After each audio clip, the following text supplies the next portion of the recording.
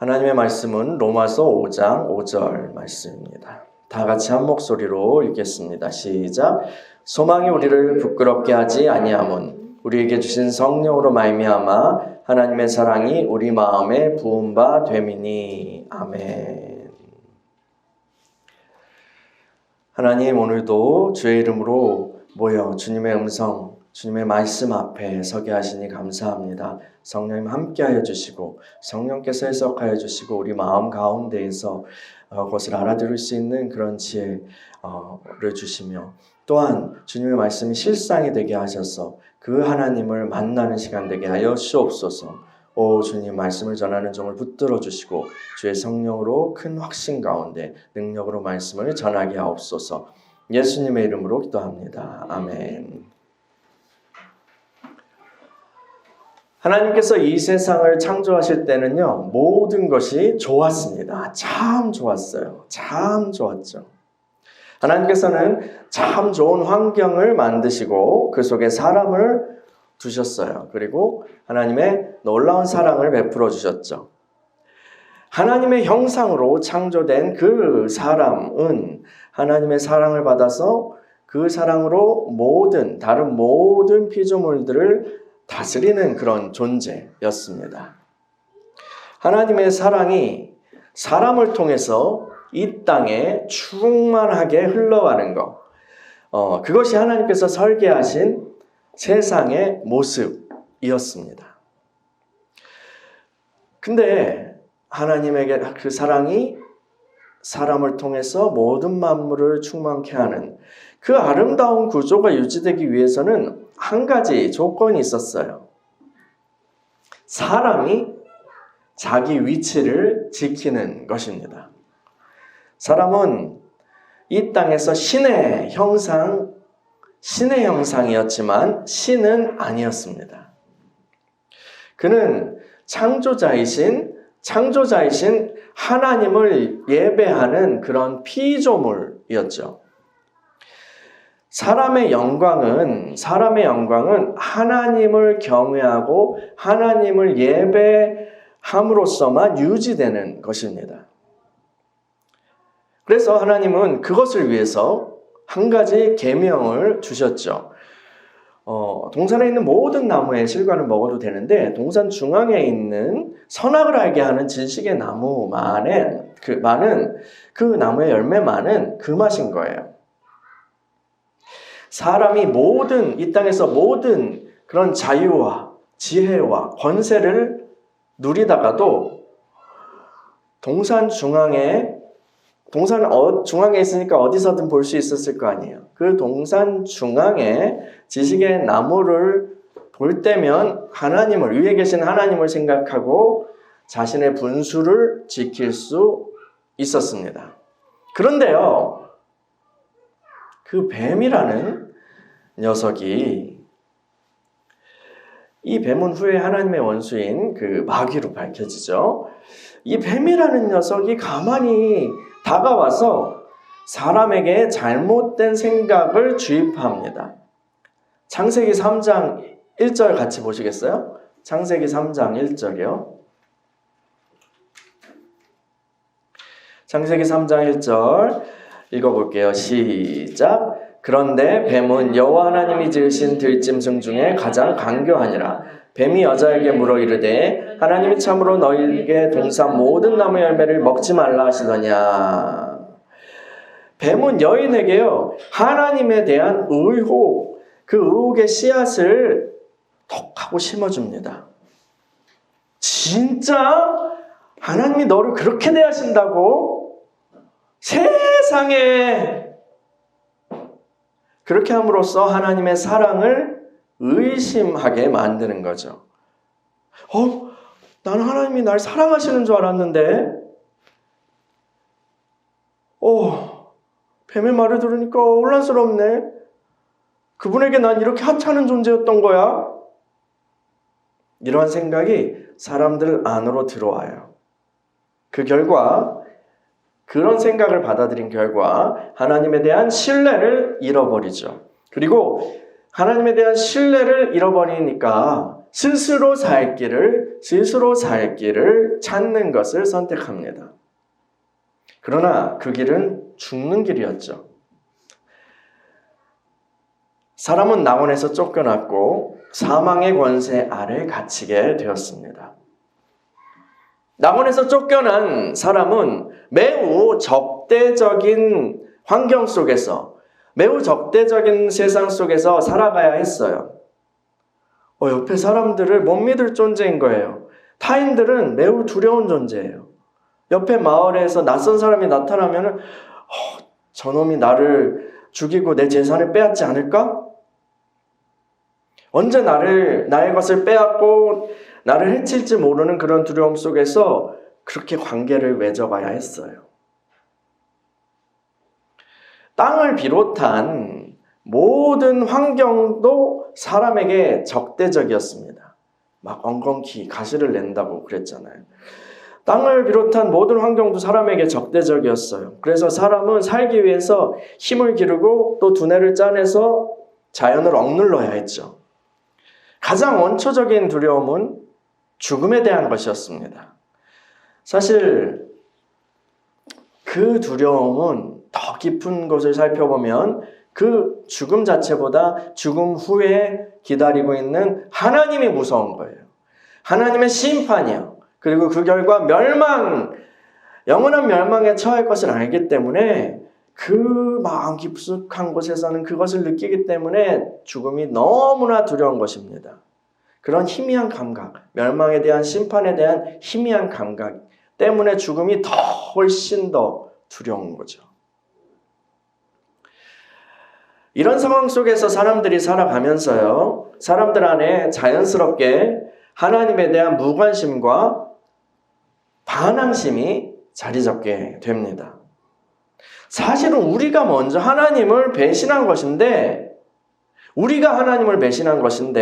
그건 생각 안 하고 죄의 저주로 우리가 놓인 이 비참한 현실의 고통, 나를 이렇게 만들었어, 나를 이렇게 힘든 상황에 놓이게 했어 라는 그런 것에만 몰입이 되다 보니까 하나님을 원망하게 되는 거예요. 근원적인 원망이 사람들에게 있습니다. 그래서 사람들은요, 스스로의 힘으로 살 뿐만 아니라 스스로의 힘으로 하나님을 이겨먹으려고 하는 그런 삶으로 나아가기도 합니다. 그런 것이요, 인류의 역사를 볼 때 어느 정도 성공한 것처럼 보이기도 해요. 여러분, 지금 이 시대에는 어떤 학문이나 아니면은 사회 공동체 법률에서 하나님을 배제하고 생각하는 것이, 하나님이 없다라고 전제하고 그렇게 생각하는 것이 당연하게 여겨지는 시대이기 때문입니다. 하나님을 저리로 몰아냈죠. 자연과학이나 아니면 사회과학이나 아니면 실천적인 그런 학문들은 대체로 하나님이 없는 세상을 전제로 하고 뭔가가 쌓여가는 거예요. 이렇게 하나님과 싸우려고 하지는 않더라도 대부분의 사람들은요, 하나님 없이 자신의 삶을 꾸려가는 것에 익숙합니다. 심지어 우리 믿는 이들조차도 이렇게 독립적인, 하나님을 배제한 독립적인 삶의 패턴을 유지하는 경우가 참 많죠. 최초의 그 사람들이 뱀의 생각을 받아들인 이후부터 인류의 마음에는 하나님에 대한 그런 깊은 불신이 뿌리 내려왔습니다. 이 깊은 불신은요, 하나님의 존재에 대한 어떤 부정이라기보다는요, 하나님의 사랑에 대한 불신입니다. 그것이 좀 더 본질적인 것 같아요. 여러분은 하나님의 존재를 믿으십니까? 하나님이 계시다는 것을 믿으세요?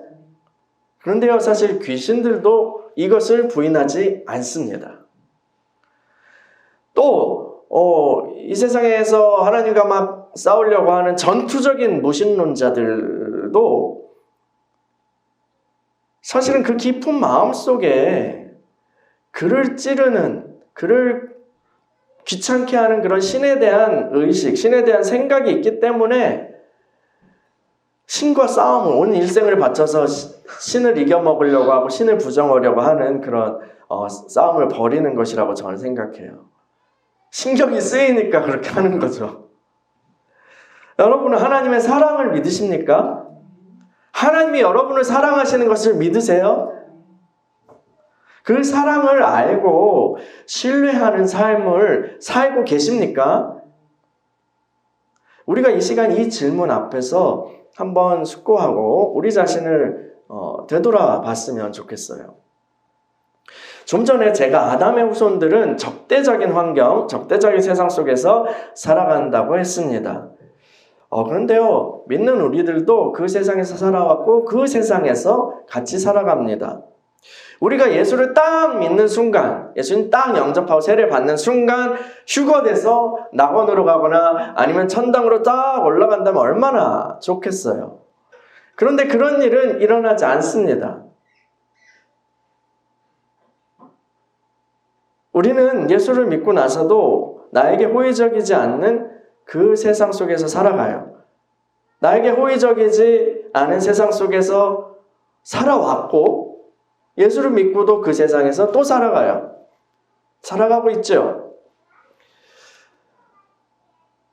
우리 인생에서요, 살아가면서, 태어나고 살아가면서 좋은 일들을 경험하기도 합니다.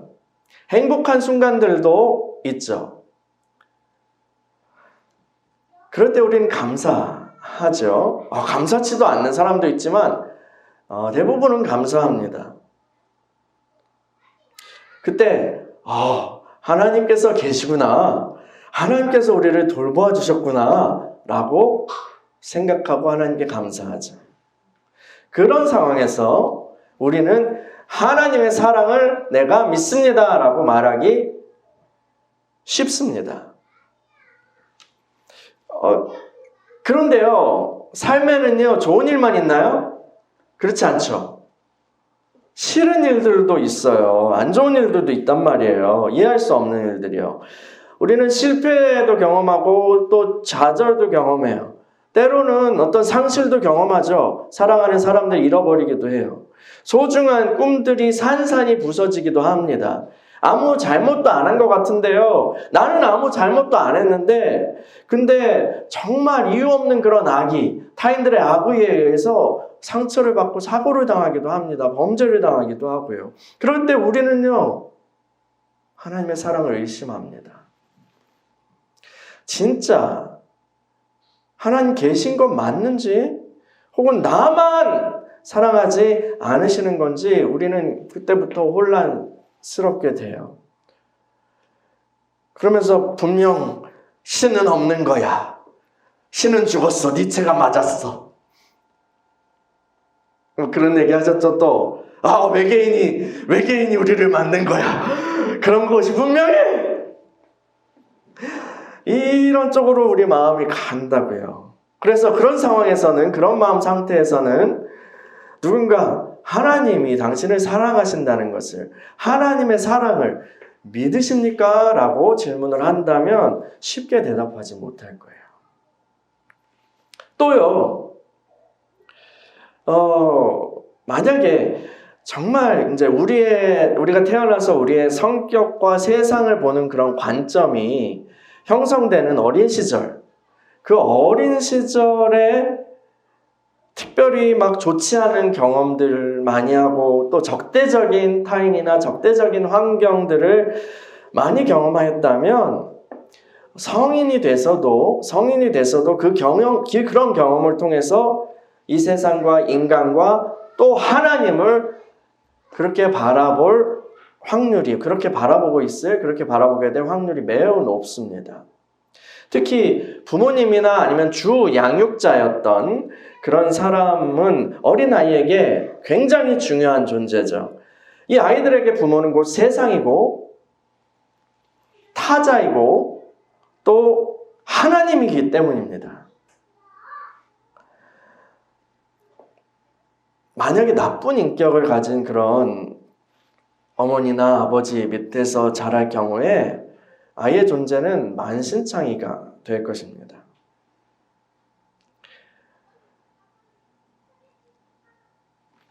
그리고 그 세상을 보는 관점에도 영향을 미칠 거예요. 앞으로 친구를 사귀고 가정을 이룰 파트너, 배우자를 선택하고 혹은 만나는 것에도 그 관계에도 영향을 미칠 거예요.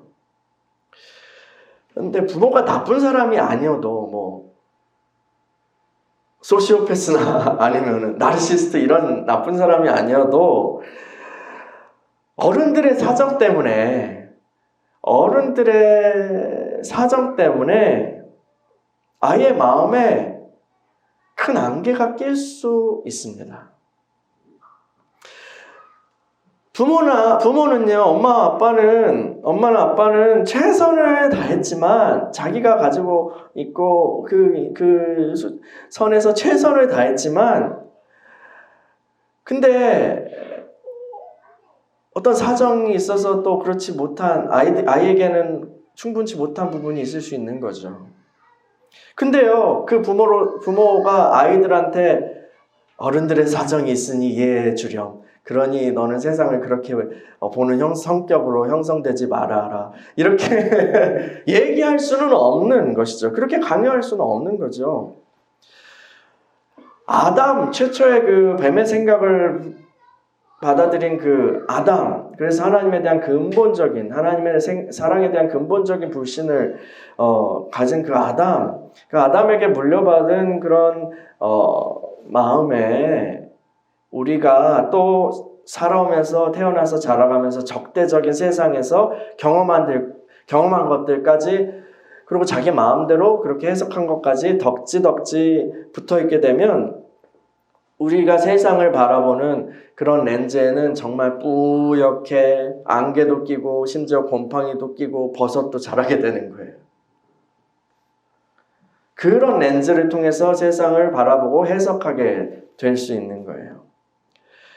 그러니까 이 막 곰팡이 낀 렌즈로 이렇게 다른 사람들을 바라보고 다른 모든 환경을 인식을 하는데, 그러니까 그 인식 자체에 오류가 있는데 그 인식을 전제로 다른 것을 해석하는 것은 다 잘못된 것이죠. 처음에 인식 자체가 오류가 있는데 그 인식을 전제로 여러 가지 생각이 막 전개돼요.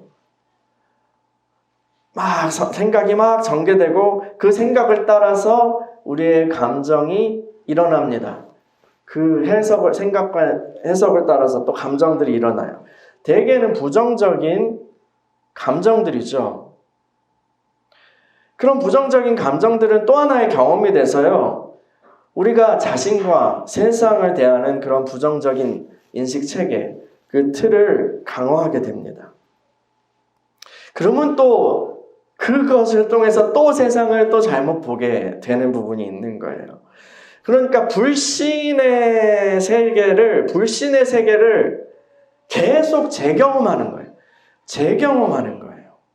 또 인간의 죄성은요, 어떤 게 있냐면 자신이 틀렸다라는 것을 인정하기보다는 내가 맞았어, 내가 맞아라는 쪽으로 더 쉽게 기울기 때문에 이게 계속해서 더 강화되는 거예요. 내 생각이 맞았어. 역시 세상은 사람들을 믿을 만한 게 못 되고 하나님은 날 사랑하지 않고, 이런 것들이 더 재생산되고 이렇게 강화되는 거예요. 그러면서 역시 내가 맞았어 라고 하는 그런 옳음을 확인하게 되죠. 그래서 여러분, 우리가요, 세상에 나가서 복음을 전하려고 할 때요, 사람들이 그 복음 메시지에 호의적이지 않은 것을 이상하게 여기지 말아야 합니다. 이상하게 여기지 말아야 해요. 사람들의 마음 가운데 그런 것들이 잔뜩 끼어 있으니까요. 그래서 성경은 이 세상의 신이 그리스도의 얼굴 안에 있는 그 하나님을 아는 빛을 우리에게 비추는 것을 막는다고 그렇게 했잖아요. 또요, 행복한 인생을 사는 사람들은요, 교만해서 하나님의 도움이 필요 없다고 여기고 상대적으로 불행한 인생을 살고 있는 사람들은 하나님에 대한 이런 미움과 원망이 막 가득할 거예요. 그러니까 거기에다 하나님이 당신을 사랑하시며 당신을 위한 놀라운 계획을 가지고 계십니다라고 딱 들을 때 움찔하게 되죠. 우리 믿는 이들도요, 이 적대적인 세상에서의 몇몇 경험들을 통해서 하나님을 바라보게 되기 때문에 교리적으로는 하나님이 나를 사랑하시고 하나님이 사랑이시고라는 것을 그렇게 인정할지언정 하나님의 사랑을 실제적으로 전 존재로 긍정하지는 못하게 됩니다. 뭔가 교리적으로는 없기 때문에 하나님 사랑이 있어. 하나님이 우리를 사랑하시죠. 라고 말하지만 하나님을 정말 이렇게 생각할 때는 하나님이라고 부를 때는 뭔가 마음속에 앙금이 있는 거예요. 근데요, 여러분, 우리의 경험이 그렇다고 또 우리의 인식체계가 그렇게 오염되어 있다고 하나님이 우리를 사랑하시지 않는 것일까요? 여러분, 하나님은 우리를 사랑하실까요? 사랑하지 않으실까요? 요한복음 3장 16절에서 17절 한번 볼까요? 유명한 말씀이죠. 요한복음 3장 16절에서 17절이요.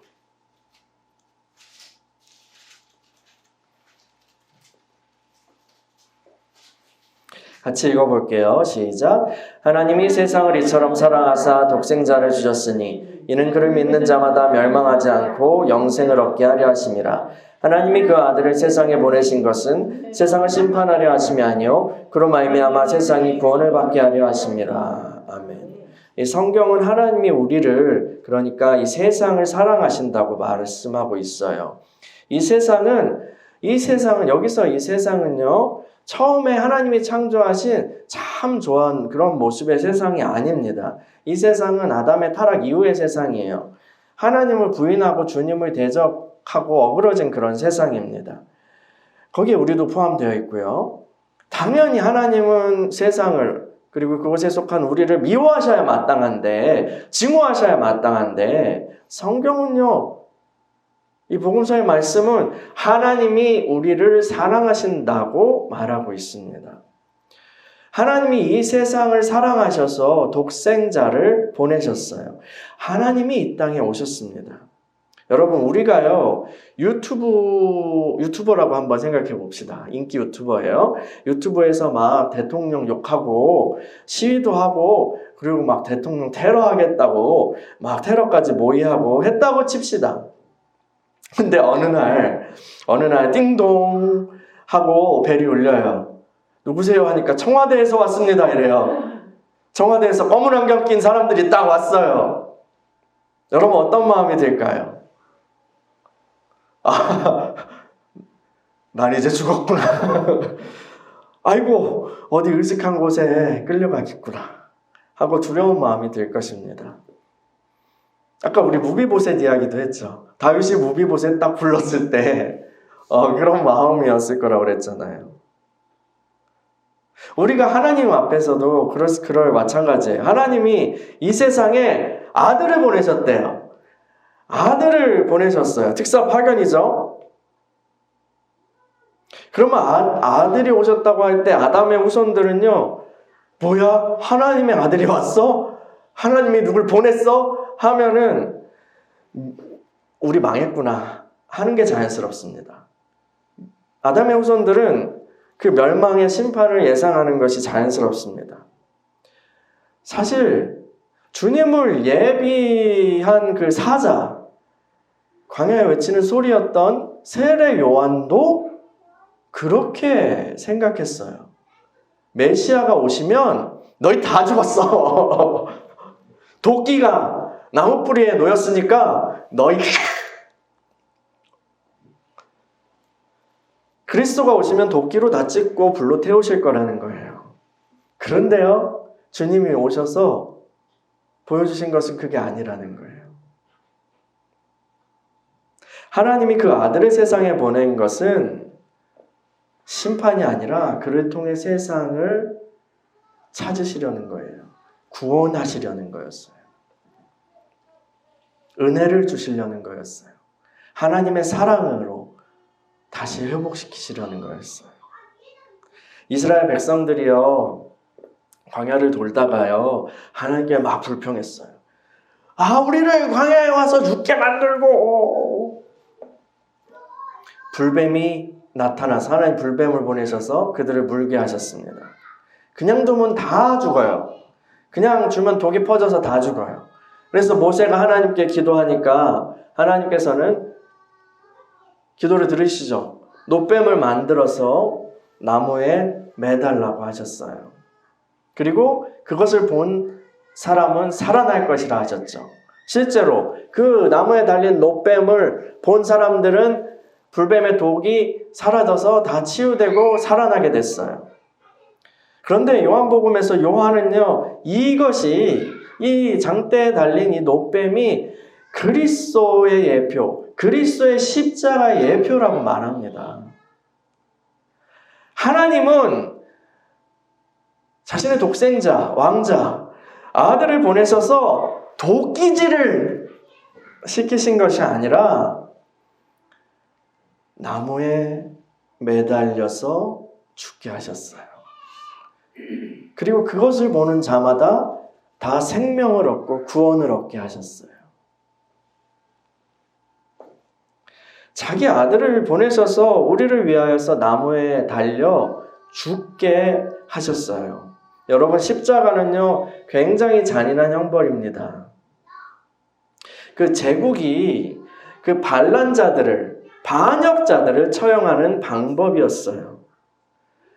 그래서 그 사람만 벌할 뿐만 아니라 그 고통스럽게 그렇게 천천히 무력하게 수치스럽게 죽어가는, 그렇게 흉물스럽게 죽어가고 썩어가는 그런 모습을 전시함으로써 다시는 로마에게 반항하지 말라라는 그런 메시지를 전하는 공포의 형벌이었어요. 그런데요, 그리스도의 십자가는요, 우리에게 다른 메시지를 전하고 있어요. 그것은 로마 황제로부터가 아니라 이 세상의 창조자 되신 하나님 아버지로부터 온 메시지예요. 십자가는, 그 그리스도의 십자가는 그 나무에 매달린 그 아들 그리스도의 십자가는 하나님께서, 아버지께서 내가 아직도 너희를 이렇게 사랑한다, 그 말씀을, 그 마음을 전하는 표적인 거예요. 하나님의 표적인 거예요. 하나님의 메시지인 거예요. 십자가의 그리스도를 믿는 그런 사람이 구원을 얻는 까닭은요, 십자가를 바라보는 사람이 구원을 얻는 까닭은요, 생명을 얻는 까닭은 하나님의 사랑이, 그 하나님의 사랑이 그 사람에게 전해졌기 때문이에요. 그가 하나님의 사랑을 받아들였기 때문이에요. 여러분, 우리는 어쩌면 적대적인 세상에 살면서 아담의 후손들과 동일하게 세상과 하나님을 바라보았는지도 몰라요. 적대적인 경험들로 인하여서 그렇게 뿌옇게 안개 낀 렌즈로 세상을 바라왔는지 몰라요. 바라보면서 살아왔는지 몰라요. 그리고 아직도 그런 영향은 우리 안에 작용하고 우리는 여전히 우리의 마음은 혼란스러울 수도 있어요. 지금까지도요. 그래서요, 우리 마음 깊은 곳에서는 하나님의 사랑을, 하나님이 나를 사랑하신다는 것을 도저히 믿을 수 없어요 라고 그렇게 비명처럼 외치고 있는지도 몰라요. 그런데요, 그럴 때마다 우리는 십자가를 바라봐야 해요. 그리스도의 십자가를 바라봐야 해요. 고개를 들어서 그리스도의 십자가를 바라봐야 해요. 그리고 그 십자가 앞으로 나아가야 해요. 그곳에서 흘러나오는 그 메시지를 들어보세요. 귀 기울여 보세요. 하나님께서 여러분을 사랑하십니다. 하나님이 나를 사랑하십니다. 내가 너를 이렇게 사랑한다. 하나님의 음성이 흘러나오고 있는 거예요. 그 음성이 들었다면 그 십자가를 통해서 다시 세상을 바라보세요. 그 십자가를 통해서요. 그 십자가를 통해서 하나님을 바라보고, 그 십자가를 통해서 타인을 바라보고, 그 십자가를 통해서 환경을 바라보고, 그 십자가를 통해서 나 자신을 바라보고, 그 십자가를 통해서 나의 과거를 다시 해석해 보세요. 그 십자가에 흐르는 그 보혈이 우리 마음에 낀 그 안개, 그런 것들을 정결케 해주실 거예요. 하나님의 사랑의 렌즈로 나 자신을, 타인을, 세상을 바라보세요. 십자가의 그 사랑을 믿고 하나님께 나아가세요. 목사님 말은 맞는데요. 어려워요. 어렵다고요? 잘 모르겠다고요? 힘들다고요? 괜찮아요. 괜찮아요. 그 사랑을 우리에게 알려주시고 전달해 주시는 분이 계세요. 그분이 바로 성령님이세요. 로마서 5장 5절, 오늘 본문의 말씀을 같이 읽어봅시다. 로마서 5장 5절 시작. 소망이 우리를 부끄럽게 하지 아니하면 우리에게 주신 성령으로 말미암아 하나님의 사랑이 우리 마음에 부음받음이니. 아멘. 소망이 우리를 부끄럽게 하지 아니하면 우리에게 주신 성령으로 말미암아 하나님의 사랑이 우리 마음에 부음받음이니. 아멘. 십자가를 지신 주님께서는 부활하시고 승천하신 후에 아버지께 성령을 받아서 믿는 자들에게 부어주셨어요. 그 성령은 생명 주시는, 살리시는 그런 영이세요. 그 성령은 우리를 구원할 뿐만 아니라 또한 그 생명을 통해서 거룩하게 우리를 변화시켜 주시죠. 또 그 성령은 우리를 능력으로 무장시켜 주셔서 다른 사람들을 살리는 그 일에 동참하게 하십니다.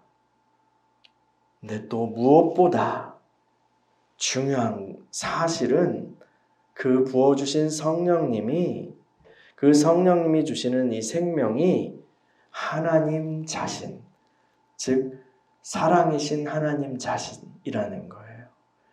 하나님의 사랑을 부어주신다는 거예요. 성령을 부어주신다는 거예요. 성령님을 통하여 하나님의 사랑이 우리에게, 여러분에게 부어졌어요. 지금도 부어지고 있어요.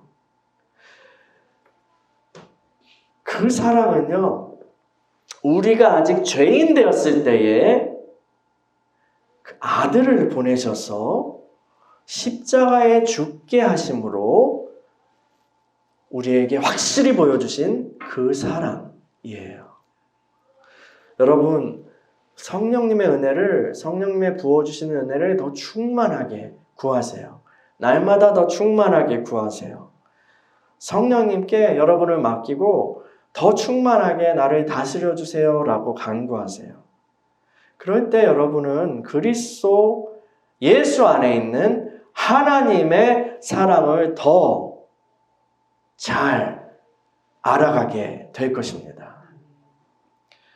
그리고 그 사랑을 알 때 그 사랑은 우리를 다시 아름답게 재창조하실 뿐 아니라 그것에 앞서서 우리가 우리의 인생을 해석하는 그 틀을 새롭게 해주실 거예요.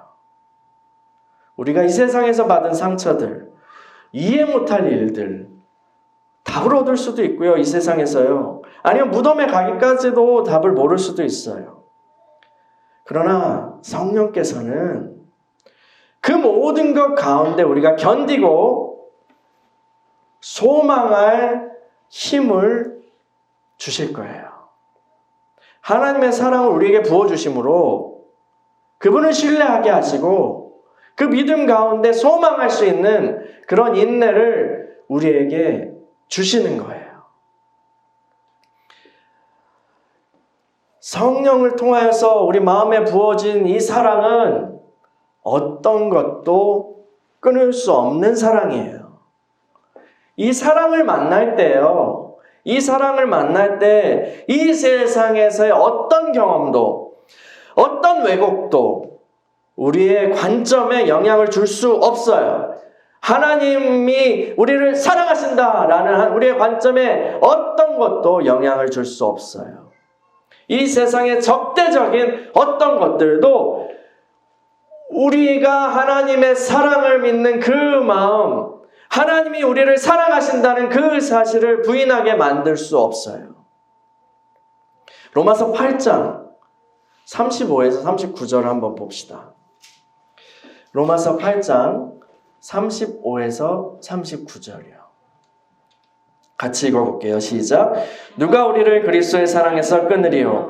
환난이나 공고나 박해나 기근이나 적신이나 위험이나 칼이라. 기록된 바 우리가 종일주를 위하여 죽임을 당하게 되며 도살당한 양같이 여김을 받았나이다 함과 같으니라. 그러나 이 모든 일에 우리를 사랑하시는 이로 말미암아 우리가 넉넉히 이기느니라. 내가 확신하노니 사망이나 생명이나 천사들이나 권세자들이나 현재일이나 장래일이나 능력이나 높음이나 깊음이나 다른 어떤 피조물이라도 우리를 우리 주 그리스도 예수 안에 있는 하나님의 사랑에서 끊을 수 없으리라. 아멘.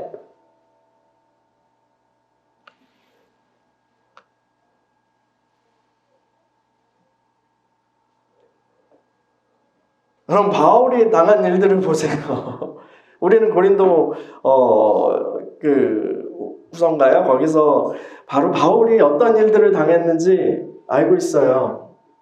난파하고 막 물에 빠지고 굶기도 하고 멸시도 당하고 돌에 맞고 태장으로 맞고 결국은 목이 잘려 죽잖아요.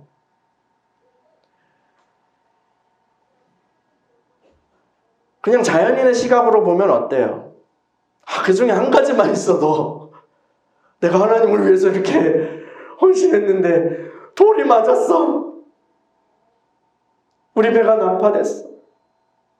아니 내가 교회를 위해서 얼마나 수고했는데 저들이 나를 배신해? 그리고 거짓 사도들의 가르침을 따라서 이상한 길로 가? 그리고 나를 공격해?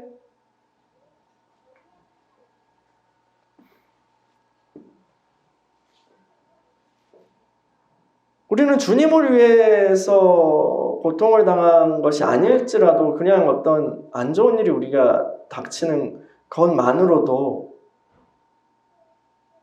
하나님이 날 사랑하시는 거 맞아? 하잖아요. 그런데요, 바울은요, 수백 번 그렇게 할 수 있었어요. 그런데 마침내 뭐라고 고백해요?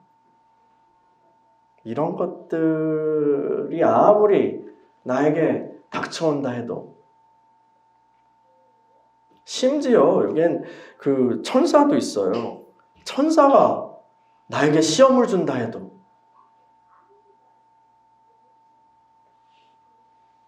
나는 하나님이 사랑이시라는 것을 부인하지 않습니다. 나는 하나님이 나를 사랑하신다는 것을 압니다. 근데 이것은 바울 자신으로부터 비롯된 것이 아니에요. 그리스도 안에서 계시된 그 사랑을 성령님께서 그 바울 가운데에 부어주셨기 때문이죠. 여러분, 우리도 그 은혜를 받은 사람들입니다. 여러분 가운데 하나님의 사랑이 부어졌어요. 그 사랑을 더 구하시고 더 받아들이시고 하나님 그 사랑을 더 알기 원합니다라고 갈망하세요.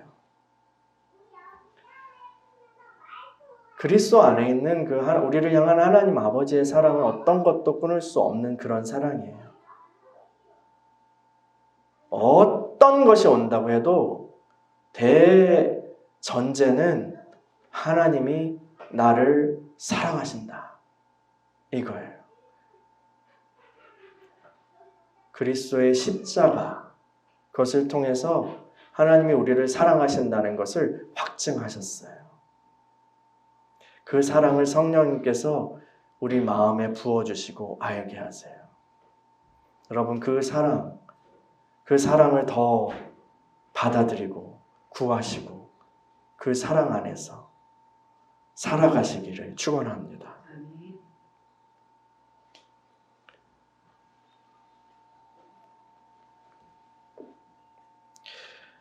우리가 그 성령으로 말미암아 부어지는 하나님의 사랑을 받고 또 받으며 살아갈 때요, 우리는 그리스도 안에 있는 그 결코 끊어지지 않는 하나님의 사랑에 더 사로잡혀 가게 될 거예요. 성령의 충만을 여러 가지로 우리가 이해할 수 있는데, 그 중 하나는, 어쩌면 그 중에 제일 중요한 측면은 하나님의 사랑으로 충만케 되는 거예요. 그 사랑의 다스리심 가운데 온전히 붙잡히는 거예요. 그렇게 될 때예요, 우리는 그리스도께서 보여주셨던 것처럼 이 땅에 하나님의 사랑을 또한 흘려보내는, 그래서 하나님의 영광을 우리 삶을 통해서 드러내는 그런 삶을 살게 될 거예요. 이러한 은혜를 저와 여러분들에게 충만하게 부어주시기를 축원합니다. 할렐루야.